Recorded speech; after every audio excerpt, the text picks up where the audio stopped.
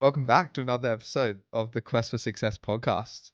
I mean, we've had some incredible feedback the last few weeks, and so we really appreciate all that. And for those listening at home and watching the video, they might notice that Jam looks a little bit different today, and he's still away in Sri Lanka, but we're lucky to be joined by a special guest, Mr. Michael G.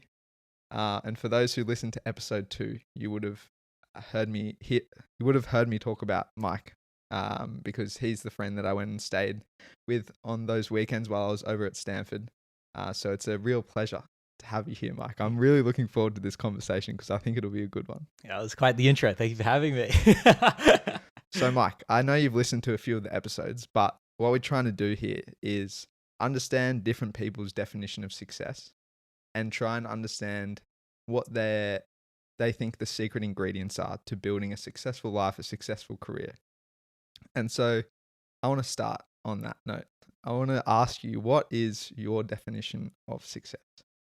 That's a tough one. I think a lot of people have their grand 20-year plan, 30-year plan and everything. I don't think I have a plan like that. I kind of just do what I want to do today. I actually listened to an interview by the founder of 37 Signals the other day, and he was like, yeah, man, he's like, sorry, this is a full tangent, but he's he's a really cool guy. And he's basically like, I only care about two things: whether I go to bed happy at night and that the company is profitable. Don't care about anything else. Yeah. And he's like, I really don't have like a 10-year plan, because he's like, I want to do what I want to do today, not what I wanted to do yesterday. And I think I kind of have maybe a similar philosophy, at least right now. Yeah. So you're kind of just living in the moment, I suppose, is like key to you. Yeah. Yeah. And is it like, what is it about being in the moment? Is it like you want to be happy in the moment? You want to feel fulfilled? Like what are you looking for in the moment? Or is it just being present? I think, it's spending time with people you want to spend time with, spending your time working on things that you want to work on, living in places that you want to live in. I think at the end of the day, success is probably agency for me, being able to do kind of whatever I want. Yeah. Man, I love that. And I suppose before we really delve into everything, we should probably give a little background to how we met and who you are and what you're working on.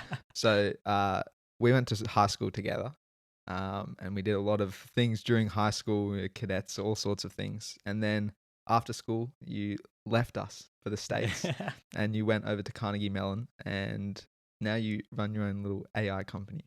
And we'll delve into all of those kind of topics one by one. But I suppose just for the people who don't know you, that's kind of a high level of your life. You're a startup founder living in San Francisco at the moment, and you went through the US college system. Yeah, well, we go way back, Mate, we worked on C maps together, the Mate, yeah. old tracking device. We're sitting there soldering things after school every day. Mate, we've been grinding on little projects for a long time now. Glory It's days. probably coming up to close to 10 years at least. Oh, easily, yeah. Which is crazy. And I think it's funny, even when you moved away and we wouldn't talk for a year, and as soon as you came back, it'd just be you never left. Nothing's changed. Yeah, Nothing's changed. Nobody has changed. Nothing really changes. Yeah. There's kind of beauty to that. I think that's when you know it's true friendship, when you can just not talk for a prolonged period of time, and then you come back and it's just oh, it's just like yesterday. You pull up in San Francisco, just like when we left off. Oh, mate, exactly. And I suppose now we'll dive into the nitty gritty. The nitty gritty. I want to start in your early days.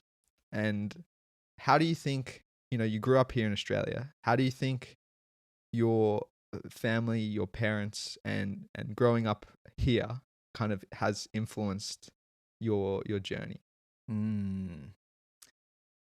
I think personally, I owe a lot to my parents. My dad has always been an entrepreneur. My mom is now an entrepreneur. And I don't think,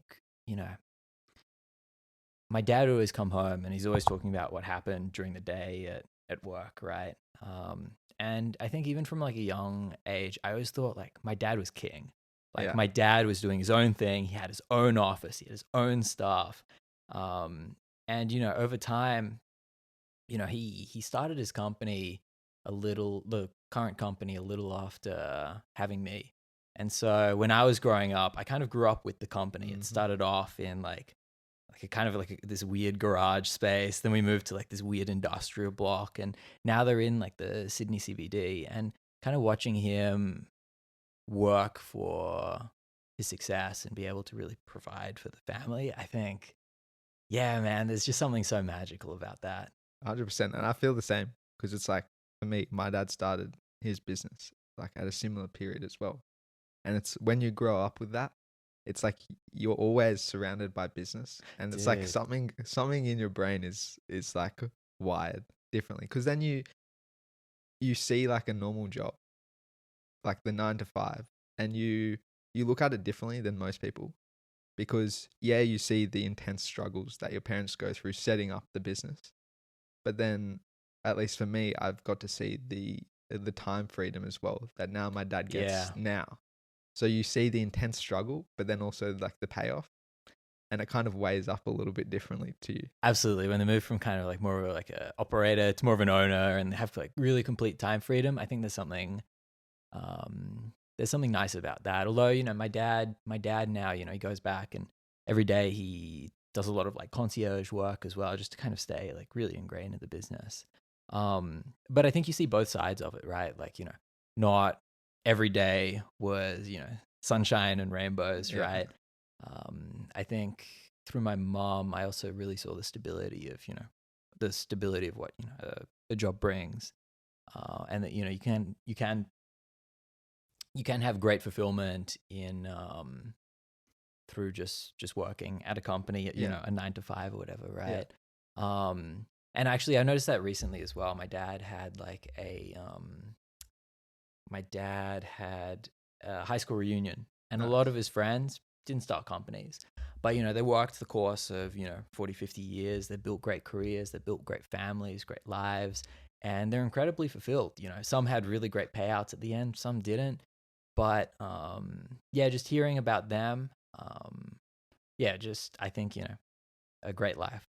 And this is the point of the podcast, right? Yeah. A great life looks different to everybody. 100%. And it's like in last week's episode, we talked to my grandfather, and I can't wait to listen to that. Yeah, he had worked as a tradesperson like his entire life, and just the like pure joy and fulfillment that you could see in his eyes just when he was talking about his life. And it's so crazy to see just how stark the difference is for different people. Like, for one person, it could be like, working super duper hard, building my own thing, and that's what brings me fulfillment. But then for someone else, it's just like raising a family. Yeah. And the beauty in it is there's no right answer. Like everyone has their own definition. And I think that's like really what we love to hear here. Like the different sides of the coins, because especially now, with social media, I think everyone sees the quote traditional version of success. You see all the crypto millionaires, everyone selling their courses on how to be wealthy. And I think kind of maybe our definition of success as the younger generation kind of being influenced by social media is maybe being pushed towards, that kind of monetary success. Whereas in times gone by, maybe it wasn't influenced so heavily. Yeah. And so I think it's really cool to see. I completely agree. And I don't think a lot of people know quite what they want until they try it as well. Like your life, my life probably is like a living hell to somebody else. Yeah. And it's just not for them, right? Yeah. That's awesome. I love that. And so this is a question that I personally like to ask people because I think it's really telling, and it's cool to see what the person ends up doing. But what was, like, growing up, what was the thing that Michael G wanted to be? What was the dream? Dude, I wanted to be a barista. A barista. Yeah. So my dad, he runs a company that teaches people how to be baristas. Right. But for the first, 10 years, he was on the floor teaching people how to be a barista. Yeah. And so every night I'd come home smelling like rotten milk and coffee. But, as a kid, I just thought my dad was a barista. And so I still remember in 4th grade, We had to draw like these little like cutouts of people. Yeah. And you had to draw like your dream career. And, everybody had like doctor, lawyer, dentist, and barista on mine. And teacher's like, you're really good at math, Mike. Like, maybe you should like be a mathematician. Yeah. No, I'm a barista, baby. Miss McGregor, I want to be a barista. Hey, there's nothing wrong with baristas, mate. Dude, 100%. They could have the most fulfilled life. Yeah. But I think it was mainly because my dad was a barista though. And my dad was like, I was talking to my brother the other day and like, dad was like the king. Like he had it all worked out.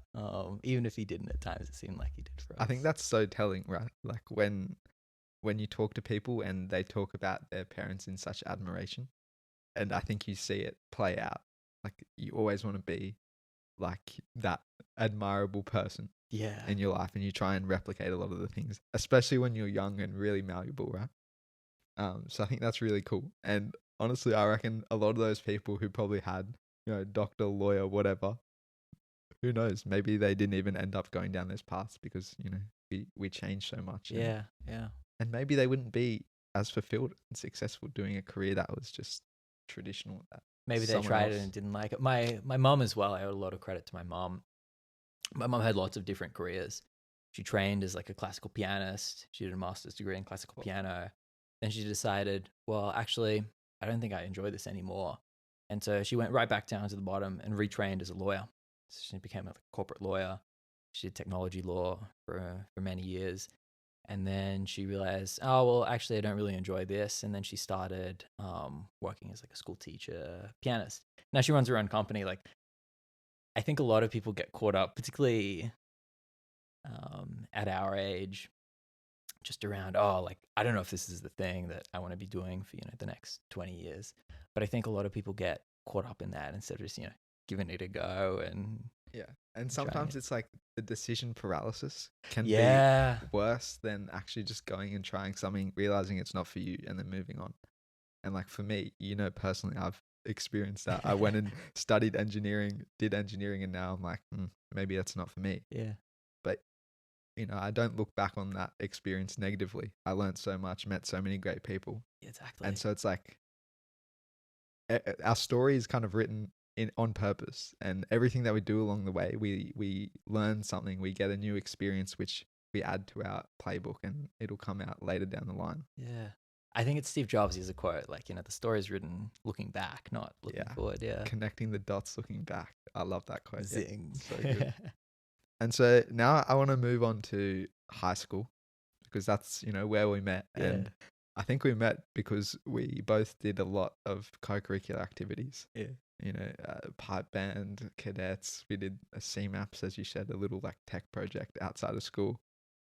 And I want to get your perspective on this, because for me, I think looking back on high school, doing all of those co-curricular activities, as well as, being focused on my studies, I think that developed like a great sense of discipline and being able to do lots of different things at once, which I think reflects what real life is as well. Like you're not in life, you don't just like go to school and then it's done. Absolutely. You go to work, you come home, and you've got 50 other things to do. And so I think like it taught me kind of how to juggle. 100%. Yeah. And I think it also teaches you to try lots of things as well, right? Yeah. Like, we tried all sorts of things in high school, and some we enjoyed, some we didn't enjoy. But then you realize, okay, I'll put more time into the things that I do enjoy. And then I think by the end, we were very busy throughout the whole of high school. But I think everybody kind of had the, I don't know, 8 things that they really enjoyed doing towards the end. And that was like their 8 things.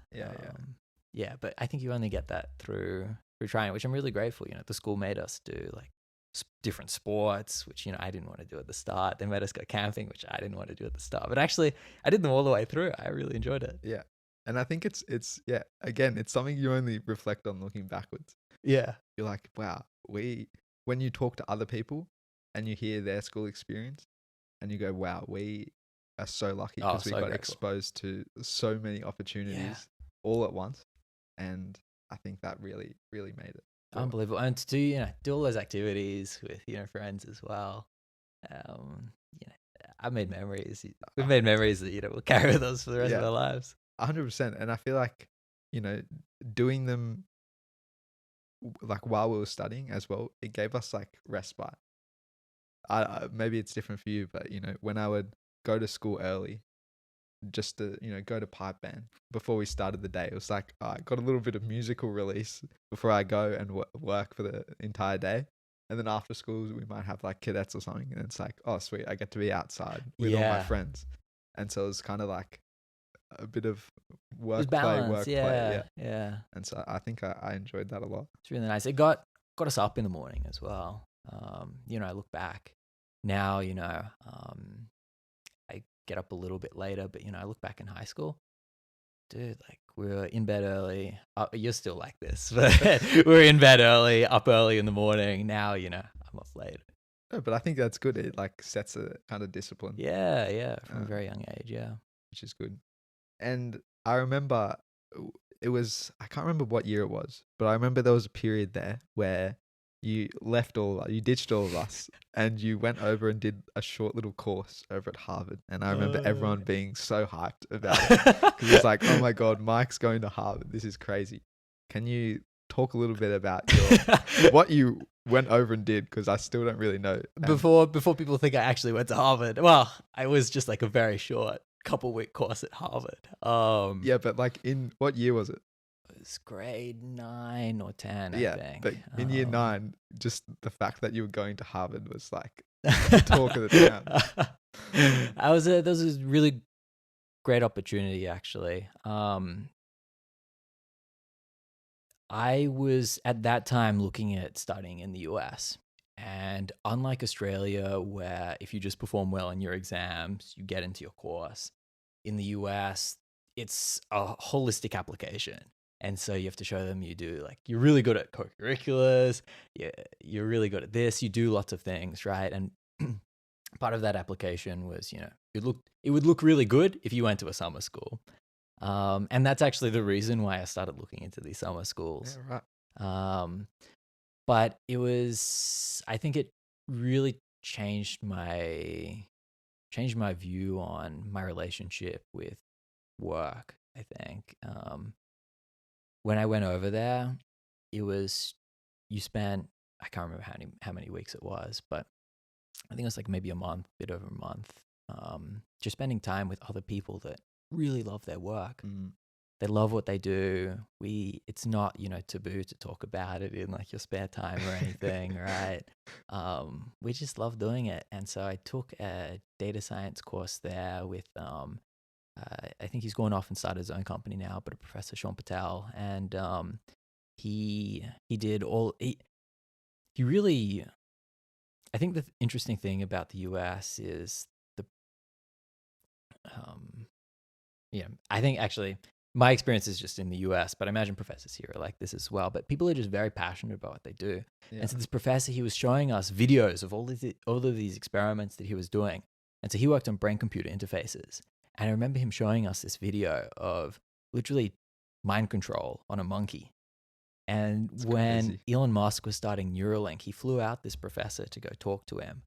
And at that time, I'm like 14 or something. I'm like, oh shoot, like humans can do this? Like we as people can actually do this? I think it really changed my perspective on what us as people are capable of. Yeah, I think that's so fascinating. And like, I totally relate to that. Like going over and seeing that culture, it's like such a shock. Yeah. And you're definitely right in saying it's so different to the system here. Because at my classes here, definitely, I felt like everyone was kind of just reading off the slides, whereas over there, it's definitely not the case. So I think that's really cool. And do you think like that experience there was one of the big reasons that you went to the States? Or you said that you were already trying to get over there. So what was that? Why? Like, what was that turning point? Why did you want to go to America for college? I already had my mindset on the US at that time. But at that time, I was also kind of in the mindset of, well, it was a very calculated decision before that. It was, if I can go to a college better than what I can get in Australia, then I'll go, and it probably works out that, I can get a job afterwards that pays me a salary that, can make up the difference of whatever it costs to go, right? After that, I was like, I need to go to the US. This is where my people are. So that was the cement that really cemented That your... really, yeah. That was the kind of the final nail in the coffin for me. And you ended up going to Carnegie Mellon, which is, world renowned for being an incredible computer science and software university.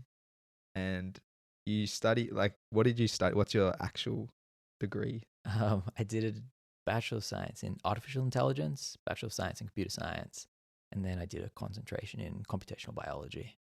Wow. It's quite the title.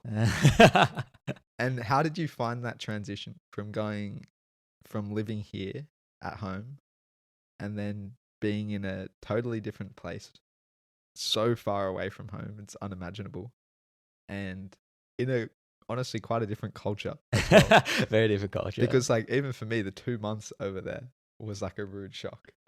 Yeah. And there were days where I was like, what am I doing here? Like, I feel like none of these people can relate to me at all. Dude, I think it's so interesting. Like, you just imagine, I think we grew up with a lot of US television and, we speak English, they speak English. So we kind of think, oh, the cultures are the same. Culture's really not the same, eh? It's not at all. Yeah. And it's just like even the little things they do, and it just And makes say you miss and home. perceive. Yeah, it does. It does. So how did you find that experience? Was it like really tough for the first little while you kind of settled in? I think there were some things that were tough, but I think at the end of the day, they're actually really fun. Like, it was just really broadening your horizon, because when you go to college, you've got people from all around the world there, predominantly the US, but our class was 50% US, 50% international. And so, in the first week, I upset a lot of people, I still remember asking some girl, I'm like, oh, where are you from? She's like, oh, New Jersey. I'm like, where's New Jersey? And she looked at me like horrified. But genuinely, I just didn't know where New Jersey was. And I think, we Aussies are very laid back people. Yeah, 100%. And so, yeah, but I think ultimately, like, it was very safe moving over there for college. I think rather than maybe a job, like, college was very structured. They had really great orientation programs, get people mixing and talking. And so it was a really soft landing, I think, compared to maybe just moving over for like a job or even like a course. Like, our housing, everybody has to live on campus the first year. Yeah, right. So a very soft landing, I think. Yeah. But I think like you make it probably sound easier than it is, because I think that like it takes an element of just like openness and kind of the ability to go with the flow, to have that attitude, just be like, oh, it was fun, new experiences and things like that. But I think for a lot of people, it can be, very daunting. And, as I said, you're so far away from home. It's not like you can just like get in a car and drive back home on a weekend or something. It's quite far. So I think, maybe that's one of the secrets right there. Just like being adaptable. Yeah. And being able to make the most of any situation. And I suppose that comes from being, open and willing to try new things. Yeah. I think being independent is really important. Even just like comfortable being on your own. Like, I know a lot of people are uncomfortable going to a restaurant by themselves. Yeah. But actually, I really enjoy going to a restaurant by myself. Yeah, I don't know. Are you okay going to a restaurant by yourself? I would say like yes and no. It's like not something I would preferably do. Yeah. But, I've lived alone, so I'm okay with that.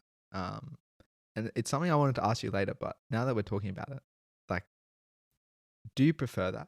Do you prefer sometimes that solitude? Because I know for me, like when I'm trying to do deep work, sometimes I appreciate, like when I moved away from home and I was in a totally different place, it almost was just like a shock that was like, okay, well, I'm here. Now I have to make things work. Yeah.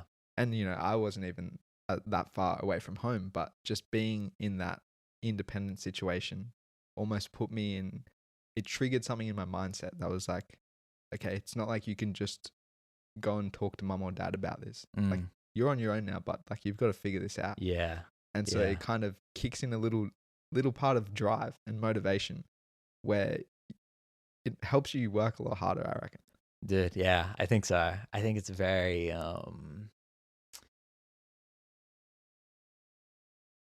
I think it's an interesting awakening when you realize, okay, like I actually have to fend for myself now, you know. I've got bills to pay, you know. I'm actually, you know, I need to worry about the law. Yeah, true.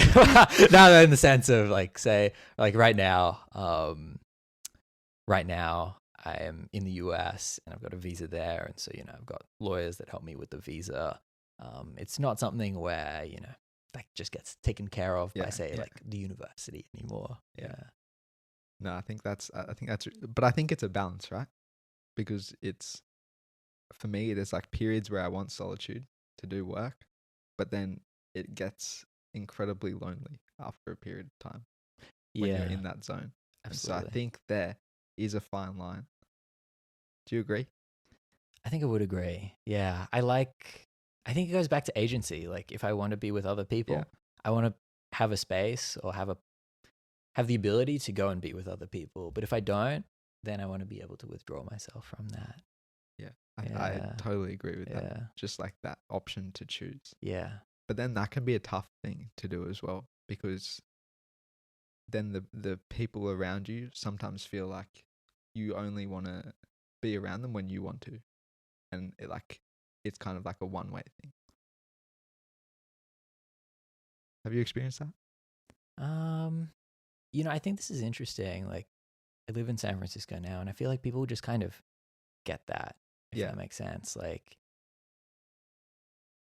I think I'm pretty comfortable now just telling people, hey, I just don't really have the energy today to see you.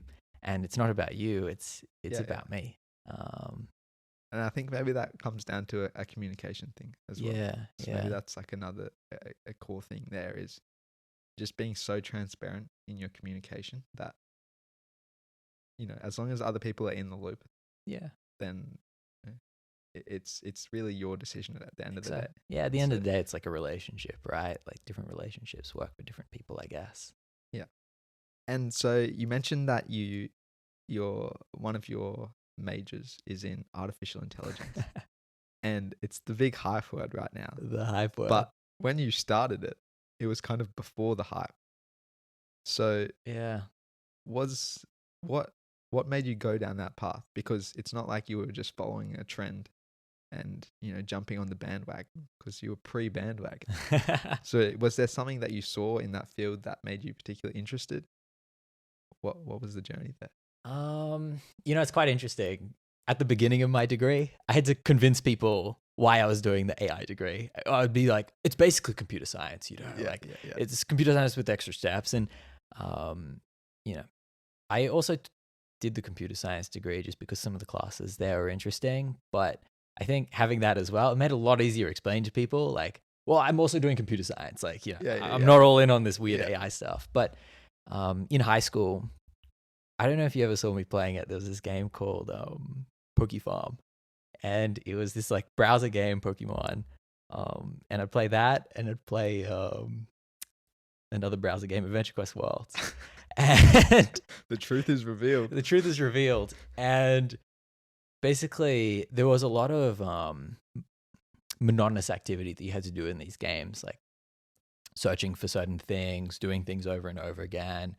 And so that's how I got into programming. I would build these little programs to play the games for me so that they could play them at night. And then when I was at school, I could just like show off what I had. I so actually do remember this now. And I remember another fantastic example of this is when we would go on cadet camp. It would be like 8 days long. And for anyone who remembers Snapchat, there was a thing called streaks. And like if you missed a day of sending a picture to someone, then you'd lose your streak. And you had like 1,000-day long streaks. Yeah. And so you built a bot to send just like a black photo to all of your friends for the 8 days we were on cadet camp. And I remember just thinking, man, this guy is crazy. But here we are, and the craziness worked. Dude, I lost that streak on like the third last day of high school, man. Devastating. Devastating. Never haven't gotten over it since. Man. And so I suppose now everyone is kind of like, damn, Mike, you made a really good decision going into AI. I don't know if people are like, damn, Mike, but people are certainly interested in AI now. Yeah. And why do you think that is? Why has AI become such a popular topic? I think it's just the next level of leverage that it gives us as people. It's the same thing as, machines during the Industrial Revolution. Same thing as like, cameras and microphones that allow us, just two guys to film a podcast and put it on the internet. I think it's just another layer of leverage that it gives us to do productive things or whatever we need to do as humans. And so I think that's why people are very excited about it. And do you think the level of hype is realistic? Because it's a really big thing. But then there's some people that are saying like this is just overhyped right now. I think it depends on, what areas you look at. Yeah. I think right now for a lot of, back office, document processing, like completely changing the game. I think for, and I think it's very democratized in that anybody can kind of do that now. Yeah. Whereas a lot of the more medical applications are really locked up in, these hospitals that have, limited data, limited expertise. And so I think it's only a matter of time before, these other sectors are able to leverage AI in the same way, say documents processing, you're able to use it right now. No, for sure. That's really interesting. And before you talked about like one of the reasons that you kind of came to the US, or one of the helping hands to coming to the US was like, you could get a really good job, which would help kind of cover the costs of moving to the US. And so I know that you had some pretty big offers from some big tech companies for crazy salaries, like 300K plus, which is just out of this world for Australian salaries. But you didn't take those salaries. You went on a completely different journey, and you had the courage to go and start your own business. Don't remind my parents. No, but that's it takes a lot of courage to go and do that, to take that leap when you have, this huge offer sitting on the table. Yeah. The offer is always going to be there though, right? Yeah, 100%. I think it's extremely, I don't think it's actually super risky. Like, you have the opportunity to go and give it a shot. There are clearly people that want to hire you if you ever become available, and if nothing works out, which I don't think that'll ever happen. But say the worst case, nothing works out. These jobs will always be there, and maybe they're not programming jobs in 5 years, maybe but I think people will always want to hire smart people for as long as humanity, as long as they're around. Yeah. But was there a reason that made you want to go and start your own business? I think it goes back to agency and leverage, right? Like, I think especially even sales jobs, like as a software engineer, I think it's very difficult, unless you're at an early stage company, to really have like a direct impact on, say, like the bottom line of the company. So it's difficult for you to, say, get leverage and propose to whoever's running that company, hey, can I have X% of the company? But even sales jobs, their commission is often capped at around like 500, 600K right now. And so your leverage is kind of limited. And so by starting a company, the whole point, I guess, as we've seen with our dads, right? You can completely detach your ability to make money with your time. And I think that's the beautiful thing that, we're striving for. I love that. And leverage is the perfect word for it. Yeah. Because it's just like that disconnection of, your time and your wealth. This podcast is incredible leverage. We'll film it once, and then, the watch time will be maybe less than the time we film it, but that's a shout out to you guys to go and make sure the watch time on this podcast is longer than the hour it's taken us to record. I mean, hypothetically, 1 million people could watch it. Yeah. And I think there's immense leverage in that. No, 100%. And so what was the first kind of step once you decided you're not going to go down this traditional path and go and work for someone else? What did you do? Did you already have an idea, or was it just a process of ideation? What was the first step? Yeah, at the beginning, I certainly had an idea of what I wanted to do. And what I'm working on now is completely different from what I started with. But yeah, I had an idea, and I started talking to people about whether that idea was good. I was building prototypes, showing it to people. I think it was very similar to that feeling of when you came to the US. It was like, oh shoot, okay. Previously you can kind of roll into a job. Yeah. You can make pretty good money. Now it's like, oh shoot, it's all on me now. It starts and stops with me. Dude, I'm feeling that exact thing right now, because there's days where I can wake up and just go, oh, I really don't feel like doing anything. But then I go, damn, if I don't do anything, then nothing will get done. It's like, do I really feel like not doing anything? And so what was the idea that you kind of started with, and how did it develop? Yeah, originally I was trying to build a better CRM for biotech investors. I did a lot of stuff in biotech in college. And at the time I started a nonprofit in college that would help researchers commercialize their research into companies.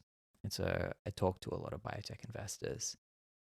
I thought it would be a good idea to build a better CRM that, looked at different academic papers, could really understand the researchers that they were looking at and track them.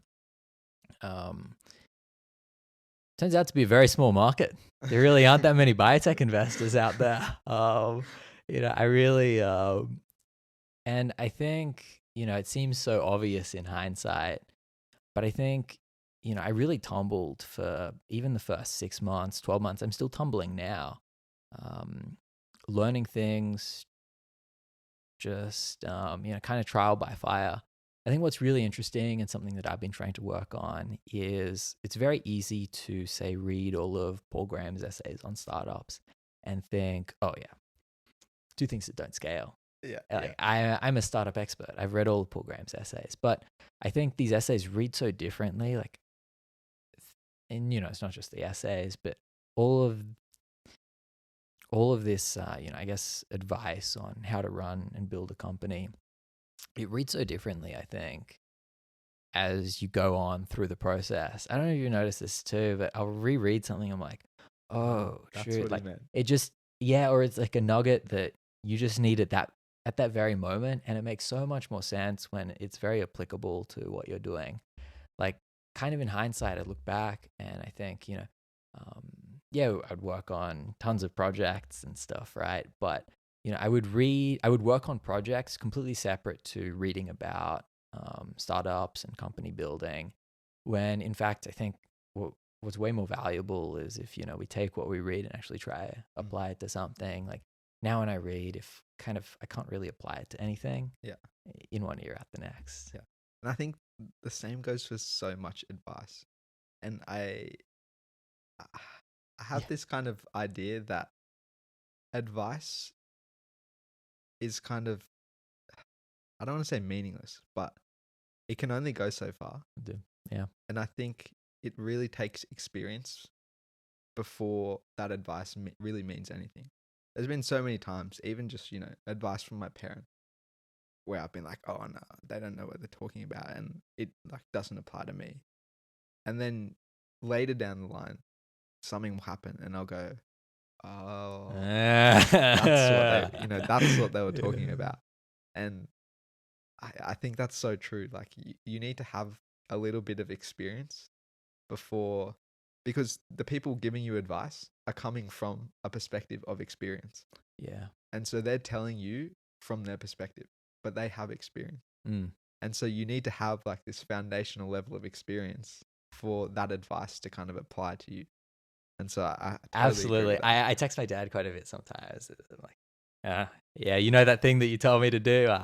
You were right. Yeah, Yeah, but 100%. I think you're right. It's like the real estate developer that says, "Oh yeah, like you need to get into real estate. Like that's the only way to wealth." But you might be an incredible engineer, and engineering is your path to wealth should you want it. Yeah. Yeah, 100%. And you quickly mentioned you started a not-for-profit. I just want to get a little bit more info there because I don't really know a lot about what spurred you to go and do that.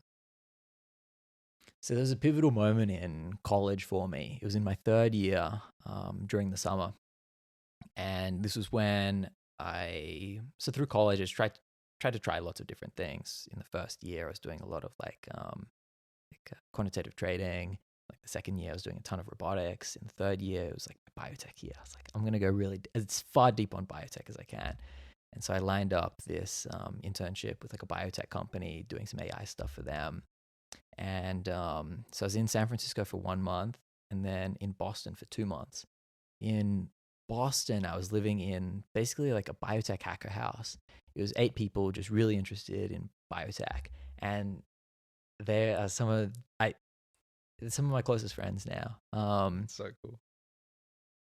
But they really changed my perspective on what you can do in life as well. It was kind of a similar moment to Harvard where you see people with just such high agency. Like they decide this is how I want to live my life. This is what I want to do. And they just go out and they do it. Yeah. Like one girl, sorry, this is No, go probably for a it. long tangent. But one girl, she wanted to go and study in the US, wasn't from the US. And so she found a high school. She proposed it to her parents. She's like, I want to go here. Some rural high school in the US. The parents are like, we can't afford it. She calls the school and it's like, hey, I'm probably butchering this story, by the way, but she calls the school and she's like, hey, I can't afford going to the school. Can you give me a scholarship? They're like, yeah, we can give you a scholarship. She went to the school. Now she goes to college. And I think similar things like it's just like repetitive. It's like, you know what you want to do. And you're just going to keep knocking on doors until you can get there. There was just something so crazy about that. So inspiring. Yeah, we kind of touched on vision, I think, in episode 2, and I think it's the same thing. It's like you have this vision of what you want to achieve, and then every decision you make, you ask yourself, am I getting closer or further away from that vision? And I think that story is exactly the same thing. It's like, oh no, you can't go to this school. No, that's getting me further away from the path. How do I get into this school? Okay, got to go and do this. And it's like really the vision kind of gives you the pathway. It guides the pathway that you need to get to where you want to go. Yeah. Some people are so maniacal as well. Like, was it Michael Jordan when he was like growing up with his girlfriend, when he hang out with his girlfriend, all they would do is watch basketball videos. That's all they were allowed to do. They'd just lie in bed watching basketball videos. I'm sure that went down well. Yeah. And so you were in Pittsburgh. Was this all while this was happening? You stayed in Pittsburgh? Oh yeah, so the summer? For like after you finished college and you're working on your business, were you still in Pittsburgh? Yeah, so I was in Pittsburgh for 3 months after I graduated. I didn't have a ton of runway, and so I convinced one of the local accelerators to give me some space. I'm going to expose myself here. I slept in that office until I made enough money, and then I moved to San Francisco as soon as I could. Man, I remember when you first told me that story, I just had a completely different level of respect for you because that, for me, shows a real level of hustle. It's like, and it kind of goes back to what I said before. You were there by yourself. You had to make things work. Dude, yeah, it pushes you to make things work. When you're lying on like a floor raw, like just like raw on the floor, and you're lying at the ceiling and you're in this big building, nobody else is there. You're like in Pittsburgh. You're like, damn, I got to get out of here. But did you also have like a moment where you were kind of considering the other side? It's like, is this it? Like, will I ever make it out of here, or have I? Like, did you ever have any regret? Never any regret. I think there were times where, yeah, it was certainly lonely, um, very lonely. But at the end of the day, I knew I was going to get there. Like, it may have taken 12 months. It may have taken 3 months. I was so optimistic. I thought it'd be out of there in like 2 weeks, but it wasn't. It didn't end up being like that. But yeah, I don't know if you have this as well, but for me, I will go through times, where I'm like, shoot, will this ever work? But I think I snap out of it pretty quickly. It's gonna. Yeah, I think it's like you kind of have to just have that self belief. Yeah. And I don't know. I've been reading some stuff where it's kind of pushing you away from having a plan B, and I'm not sure I like totally agree, because for me, I think if I didn't in the back of my mind know, like, okay, if this absolutely doesn't work, I'll at least know I'll be able to put food on the table and put a roof over my head. And so it's like you don't have that burning like stress in the back of your mind. And I think if you do have that, it kind of fogs what you're doing in the present. And because I think that's what they're trying to say is like, don't have a plan B so that you all in on plan A. Yeah. And like, I understand that. But then if you have that kind of doubt in the background, maybe it's fogging your judgment for today. Mm. Do you agree or not?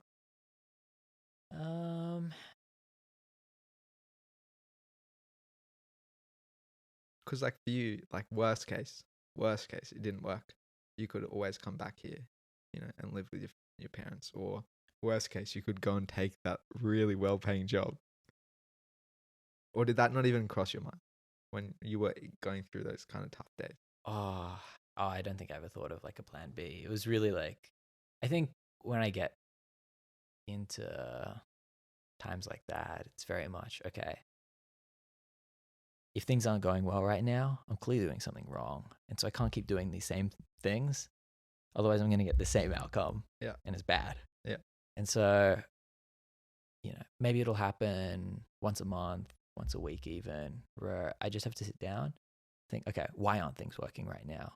What am I doing wrong? Am I not doing enough? Am I not getting on the phone enough? Am I not sending enough, cold emails? Like, what's going on and how can I fix it? And I think not only, hopefully by changing those inputs, it changes, the output over the long term, but I think mentally as well, it makes you feel like it makes it feel like you're a little bit more in control as well. But I think that's a dangerous thing to get comfortable with, like the feeling that you're doing work when actually your work is like very inefficient. That's the wrong thing. Yeah. No, I totally agree with that. Can't remember what book I was reading, but it's basically like, I think it goes back to the 4 quadrants where you can do like important, not important, urgent, not urgent. Yeah.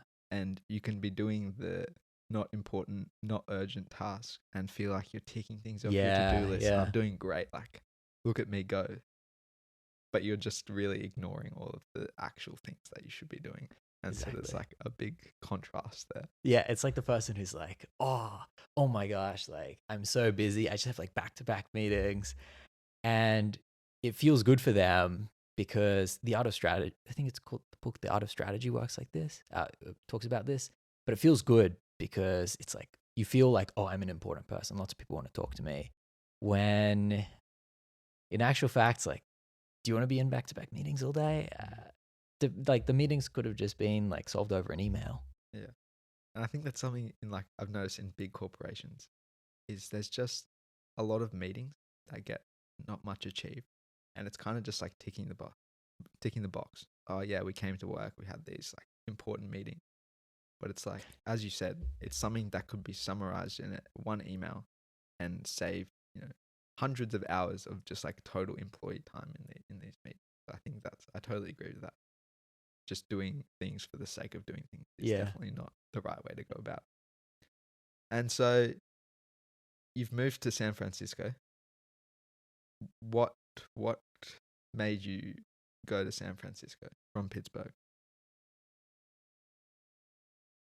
Oh, so during that summer in my third year of college, I spent a month in San Francisco, 2 months in Boston in the house. When I was spending that month in San Francisco, I couldn't afford much. I lived in like this slum house of like 50 people. But every night I would go out and I would just try meet as many people as I could. There's like tons of networking events always going on in San Francisco, and that's how I would get my dinner as well. Don't worry, I've been there, mate. And I think I realized just San Francisco attracts everybody that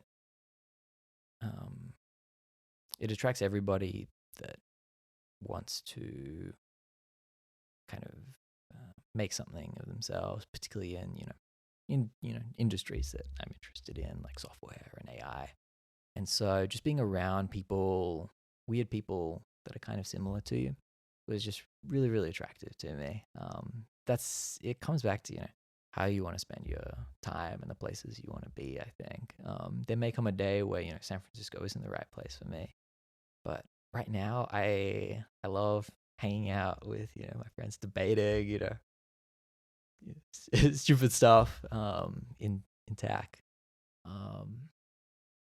Yeah, there's no place I'd rather be, I think. That's so cool. And so you moved over there, and what, you just found a place and kind of hung out by yourself, or how did that progression happen?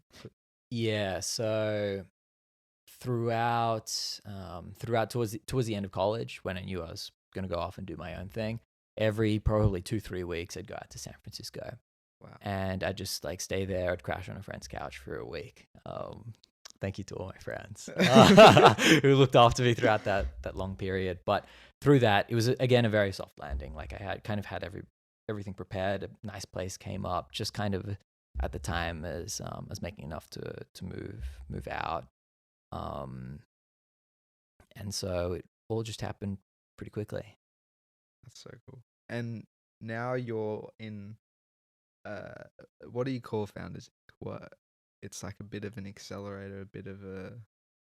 Yeah, they're an early stage investor that also early stage investor, product studio. They also have an office where all of their portfolio companies work out of. Yeah, because I remember I spoke about that in episode 2 when I came up to visit you. Yeah. And just that experience of just sitting there with my headphones off, just listening to the stuff that people are creating, like fully life-changing. Just hearing that, it really comes down to, I thought about it. I think it really comes down to that space is so invigorating because everyone is so passionate, and you are the average of the people you're around.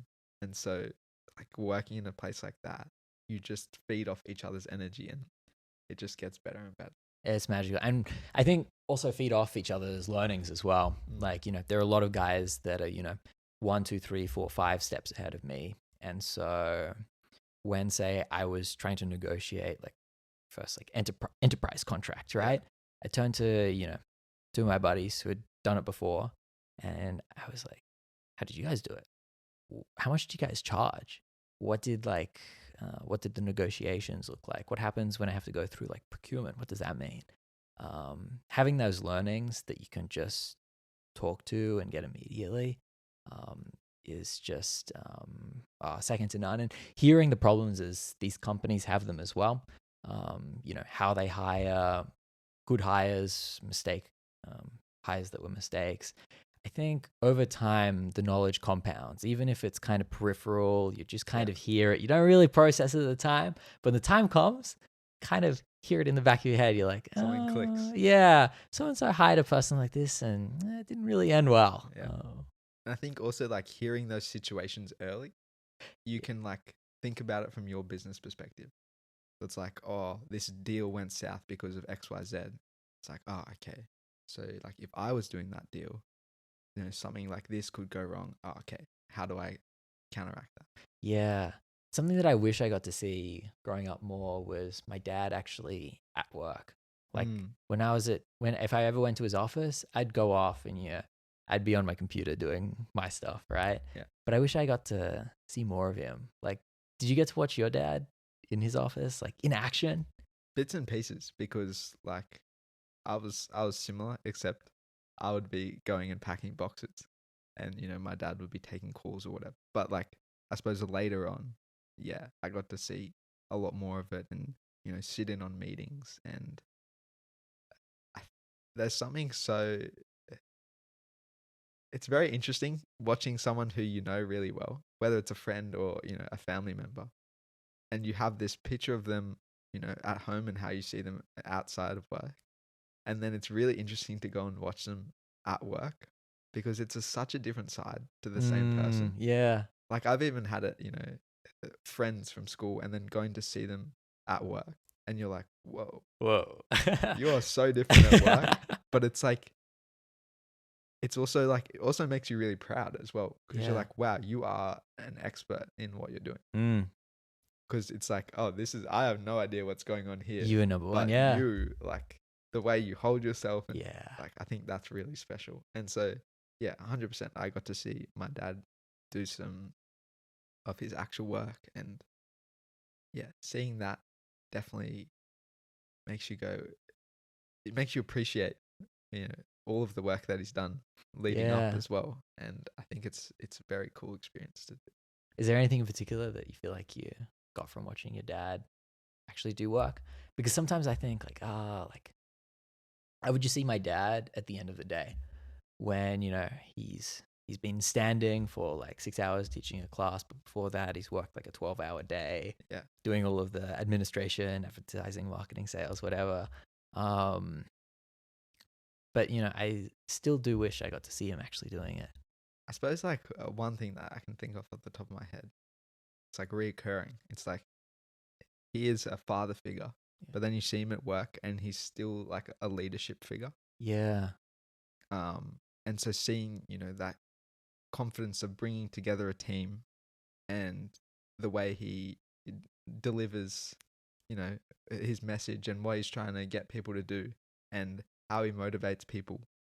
I think that's really cool to see. Your dad is super charismatic. Just a fly on the wall, and like literally sitting at the back of the room and just listening in.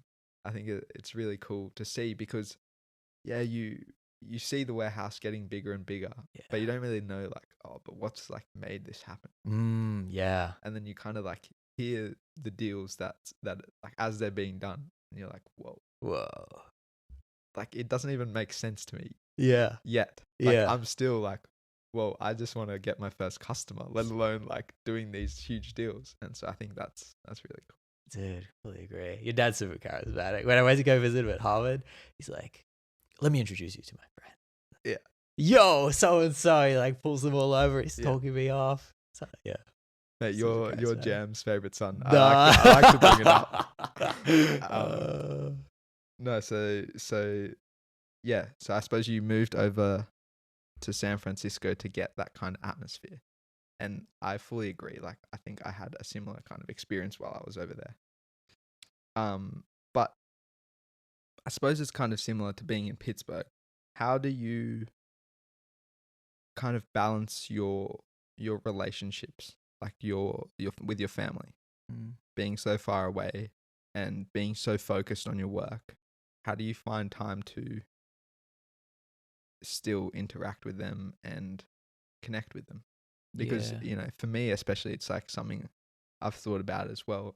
Being so far away from home, I almost feel like I'm missing out on time with my family. And so I imagine for you, it's a lot worse as well.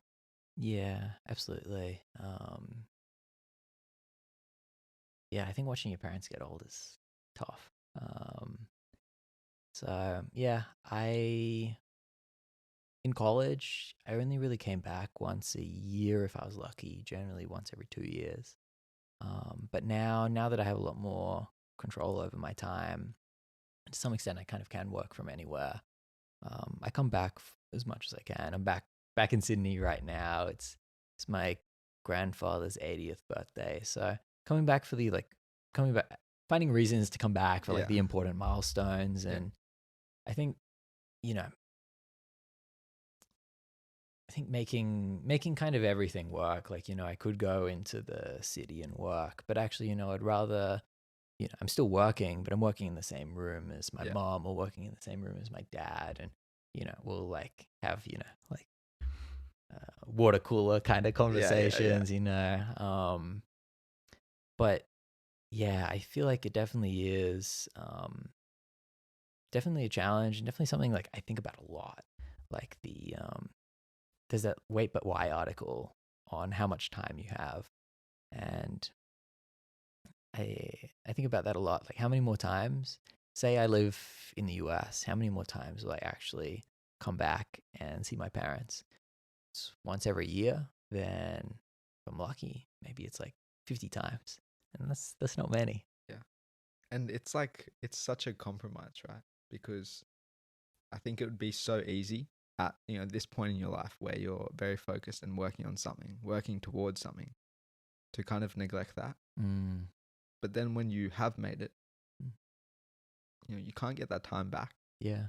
And I often try and think like a few steps ahead and think about the repercussions Yeah. of what I'm doing, because as we kind of said at the start, yeah, you could build something incredible, but then when you get to the top, you might look back and go, what was the cost of me getting here? Yeah. And I remember my granddad said something. It's like, you can have all the money in the world, but at the end of the day, you can't get your happiness back. Mm. And I think that's so true. So it is something you have to kind of think about now, and weigh up the value of it, because, Absolutely. and I think at the end of the day, also, your parents know and probably don't want you to stay here all the time, because they know that there's a cost to that as well. Yeah. Yeah. One of my three biographies that I try to reread all the time, one is by Felix Dennis.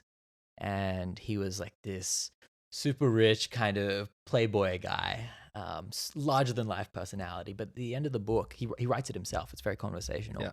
At the end of the book, he says something like, "Dear reader, you were probably young, and you're probably reading this because you want wealth like mine. But if we could make a trade, I would trade all the wealth that I have now for the time that you have left, and we'd both feel like we got the better end of the deal." I think about that a lot. Damn, that's really philosophical, hey? Yeah, Because I think you need to have some life experience to truly value what that means. yeah, I think if you told a kid that, you'd be like, "Oh, sweet, like give me all the money." yeah, But then, once you start to kind of, get into adulthood, yeah. you truly appreciate that, and Absolutely. realize that at the end of the day, money's maybe not all of it. Not what you're looking for. Yeah. Yeah. And I think a lot of people get lost in that as well. Like, they think that's what success is. Oh, absolutely. And I think that's what it's almost what society tells us success is as well. I think we get very lost in what like other people's metrics for success. Um, and so yeah, I've got a lot of respect for people like the 37 Signals guy. A lot of like these like digital nomad guys that um, live life by their own design. They say this is what I want, and I'm just gonna go do that. I don't really want your $1 billion company or whatever, or even I don't want to. I don't want your $1 billion company. I don't want your 9 to 5. I just want my little thing. Yeah. Yeah, And like a great example of that is one of our friends, James Pegg. yeah. And during HSC, Great example. he decided he wanted to go and become an electrician. Yeah, And, for us, we were like, man, you're so incredibly intelligent, and, you have brilliant guy. Yeah, a life like career set up for you. You know, you could go and do engineering if you know want to be kind of something down that line. And you know, he was like, no, like this is what I want to do. And I know that his parents were a little bit upset at that as well. And at the beginning, we were kind of all like, oh, man, like look what he's done. And then it started to flip. We were all still at uni, and then he was out here making money, and it was like, oh, that's cool. But like once we finish, you know, we'll be earning more than James.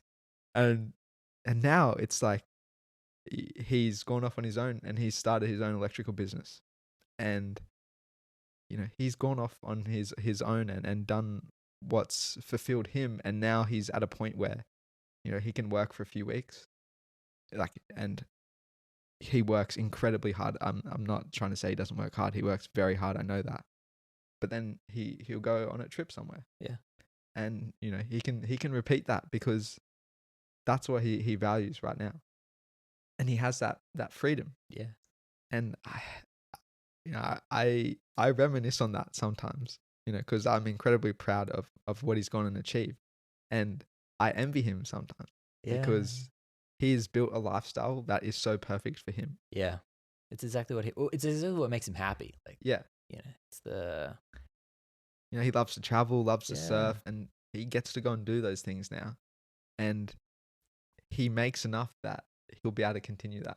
That's amazing. And so I think that's just like the perfect example of doing something that fulfills you and not worrying about what other people think. Because he could have listened to all of us, listened to his parents, and then gone down an engineering path and maybe hated it.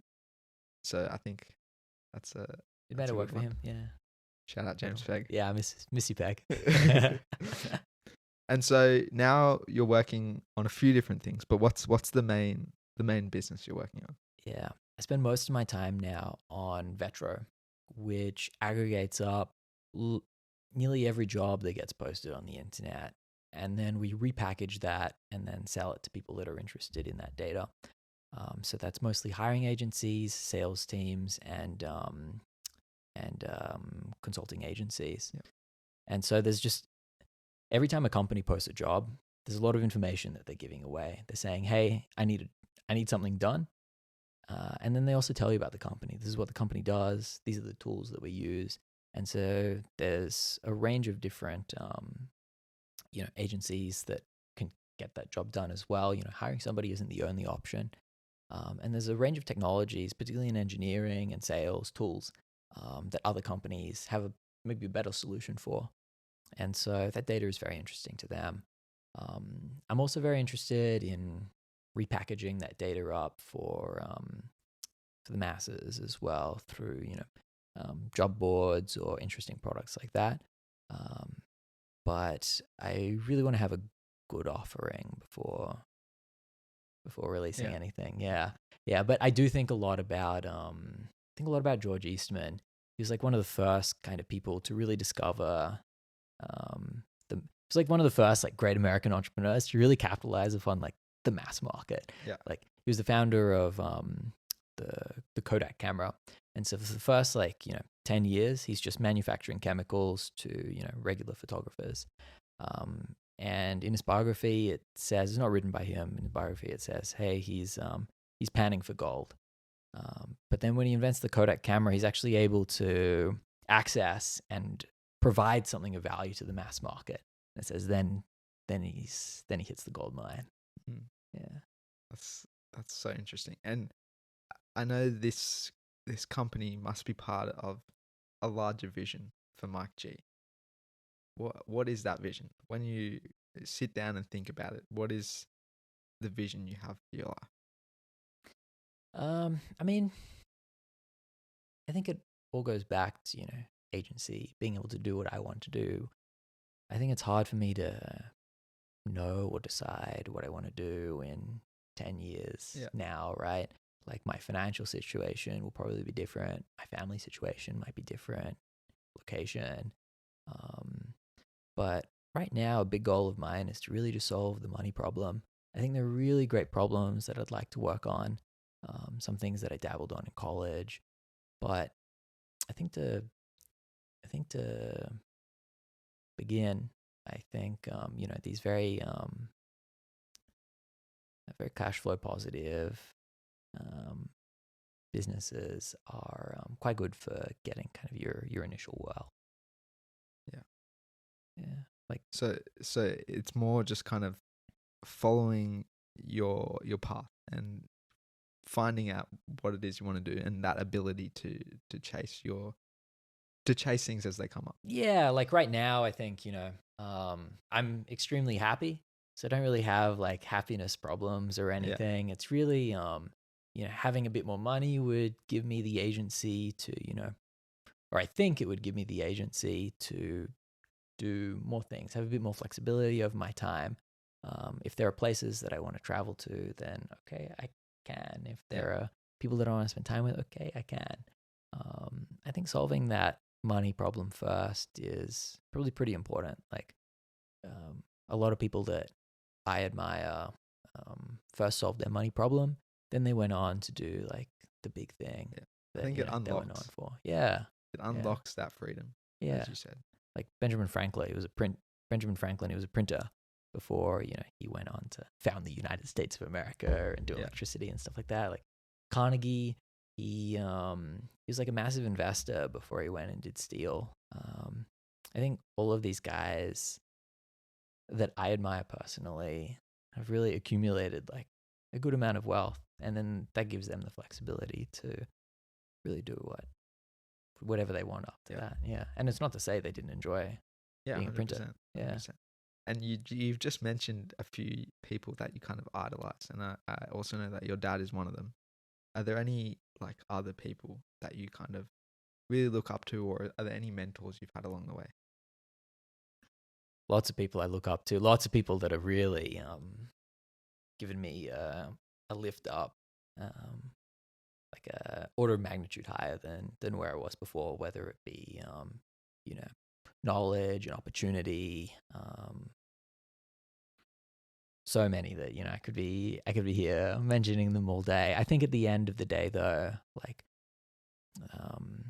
I look for a lot of mentors through history, but my parents have been the greatest mentor throughout my life.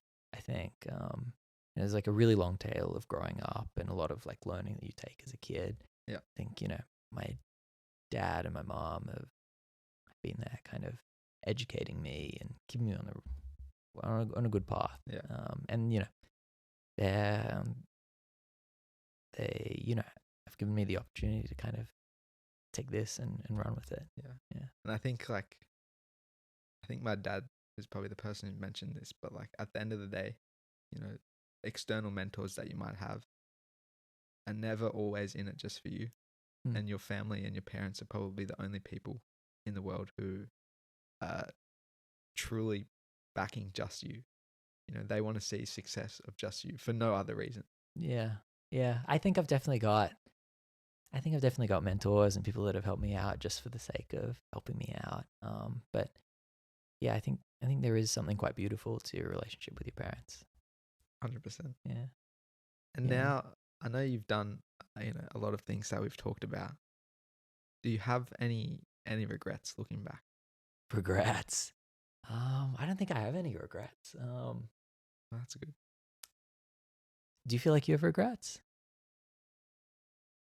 I don't know. I feel like there's a few like decisions that I've made along the way, which like I look back and I go, that could have sent me on an entirely different path. And it's maybe not like a regret per se, but it's like I'm very curious about what that other path would have ended up at. Are there any in particular you think about a lot? Like one that I talk about with one of our other friends. Yeah. It's so minor, but I think it actually could have sent me on a completely different path, was doing agriculture in high school. Oh, interesting. Yeah. Because, I really love the country lifestyle, and I'm very interested in that space. And so, I think if I maybe had have done that, I would have been exposed to more of that. You're good at on. it too. And, who knows? It could have like completely changed my life path. And so that is something that, I talk about to one of our friends. Would you ever revisit that? Being an ag man? I don't know. I have talked to our friend Zach, who is in like agriculture and large animal veterinary. I've talked to him about, potential businesses in the agriculture field. So who knows? Maybe one day. Yeah. And I think it's the same thing as you said. It's that I want to get to the point where, if I have an opportunity in that field, I can go and pursue that. Yeah.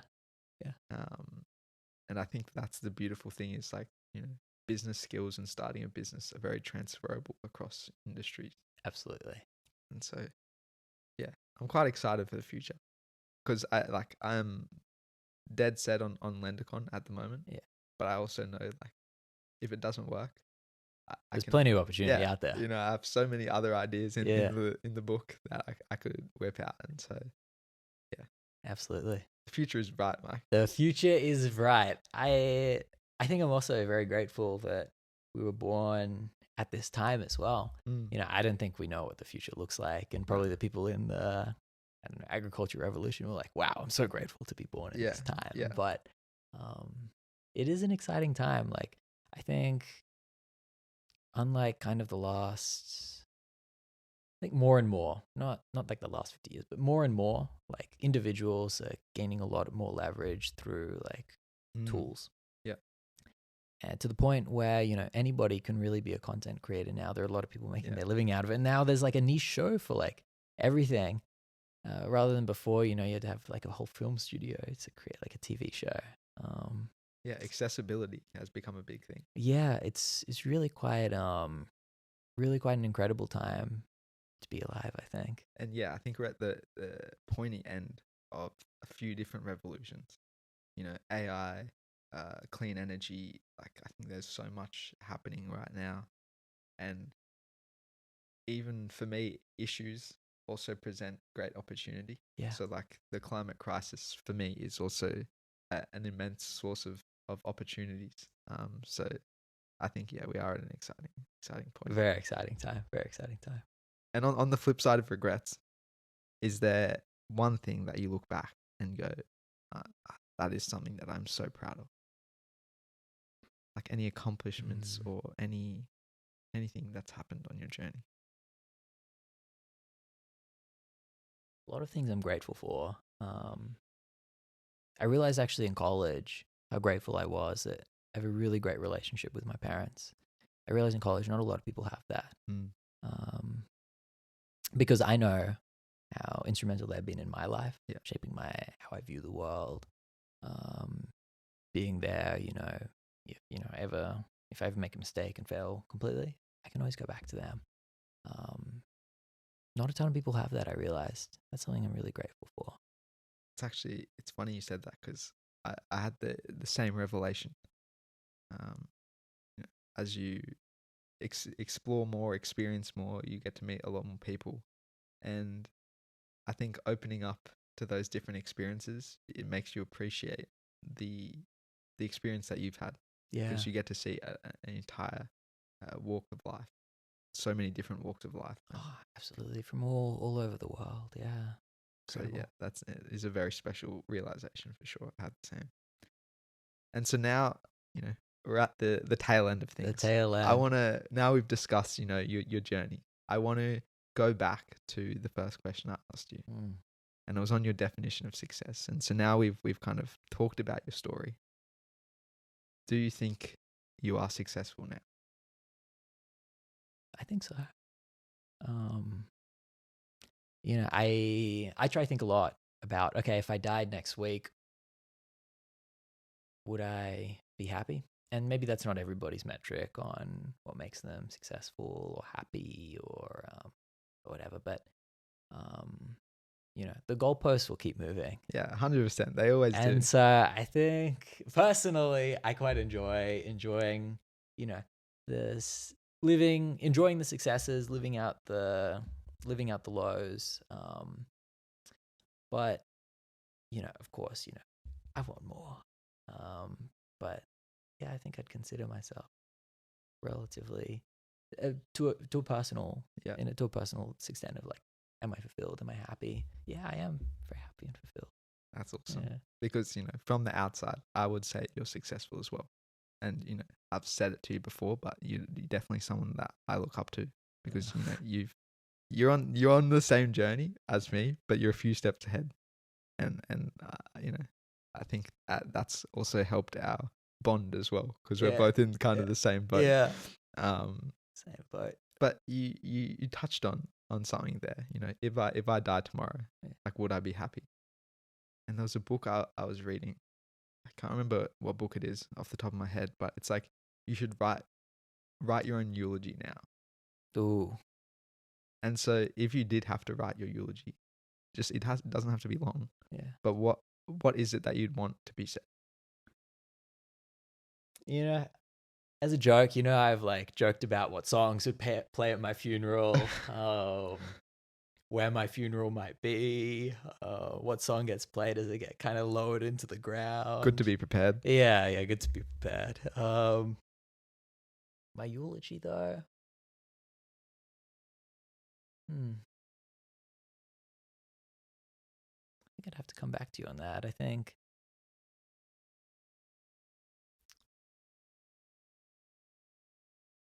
I know deep down that I am living and working towards what I want to be a great life, hopefully a useful life. And so I think I'd just let the people talk the eulogy at my funeral. I don't know. I love that. Humble man. Humble man. All right, we've been talking for quite a while now. Yeah. So let's it's kind of getting dark out. It's getting dark. For those watching, sorry for the camera quality, because it's very dark now.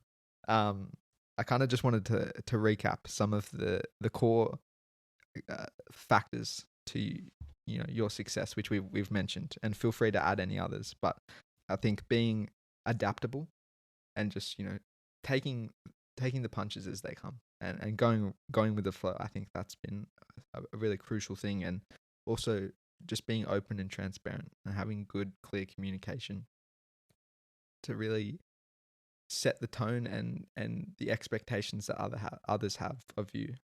And you talked a lot about agency, being able to do what you want when you want, and I think that also ties into your kind of try and fail mentality.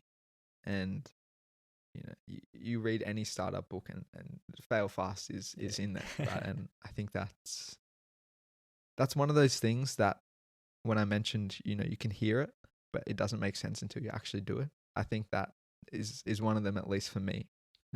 Always heard Dad say, yeah, go and do things and fail. But it's not until you actually take that leap and you actually do it that you realize, oh, like, I actually understand the benefit of it now. So I think that's an important one. And also, I think your ability to have a really strong self-belief, but then also a really strong sense of self-reflection. Go back and look at, am I happy? Am I fulfilled? Am I going towards where I want to go? I think that's the key elements that we touched on. Is there anything else you'd add? I think that's it's a great summary. Yeah. Because I've been reading the book called The One Thing. And it really talks about, don't try and go and do a lot of things, because if you do a lot of things, you won't do them well. And so kind of just take one thing and run with that. What do you think the one thing to that, if someone out there is trying to do better, what would be your little piece of advice? What's the one thing that you would say? Don't know. I might look back on this and laugh, but honestly, I would say figure it out for yourself. Like, try lots of things, test your hypotheses on what you think will work, what you want to do, and I think figure it out yourself. I love that. Don't listen to two guys on the internet. And I think that's a great place to finish. I know you've heard throughout this interview, Mike is incredibly knowledgeable and can quote a lot of great people from history. And I know you have started posting a few things on your Twitter or X page. So for people who want to go and listen to those, where can they find them? I'm on Twitter, Mike G CMU. Mike G CMU. So go and check that out. And otherwise, this has been a fantastic fantastic discussion. Thank you for having me. No, mate, I'm really glad we sat down and did this, and I genuinely believe that we'll sit down in a few years' time when you are the traditional definition of success, and it'll be so incredible to reflect on your answers now compared to then. So thank you for giving up your time. I really appreciate it. I can't wait to come back, and we'll be hopefully completely different people. Mate, let's hope so. And on that note, thank you very much for listening. You can follow our journey at the Quest for Success Pod on Instagram. It's probably the best place to check us out. And then follow us on Spotify or Apple Podcasts. And it would be a massive, massive favor if you could give us a 5-star review. And until next time, we'll see you later. See you later.